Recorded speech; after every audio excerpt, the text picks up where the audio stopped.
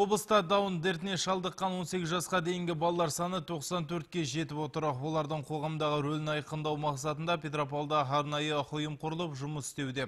Олардың бірі әрі бірегейі Солнечный дом қоры. Бүгін қоғамдық ұйымның тәрбиеленушілері ресейлік әртіс Эвелина Блёданспен кездесті. Толығырақ тілші бейнематериалында. Солнечный дом қоғамдық қоры облыста биылғы жылдың тамыз айынан бастап жұмыс жүргізіп келеді. Бүгінде даун дертіне шалдыққан балаларды оңалту мақсатында бірқатар шараларды ұйым ұйымдастырып келеді. Мы хотим, чтобы наши дети... Аз уақыттың ішінде біз балаларға арнайы үйірмелер аштық. Енді біздің тәрбиеленушілеріміз бимен және ән айту өнерін меңгере алады. Болашақта балаларды оңалту мақсатында ауқымды жоспарлар белгіленген. Бүгін қор танымал актриса тележүргізуші Эвелина Блёданспен кездесті. Театр, кино жұлдызы даун дертімен жақсы таныс. Оның баласы да бұл ауруға шалдыққан. Ресейде Эвелина Блёданстың осы сынды қоры бар. Сондықтан болар бүгінгі кездесу қос тарапқа да маңызды болып отыр.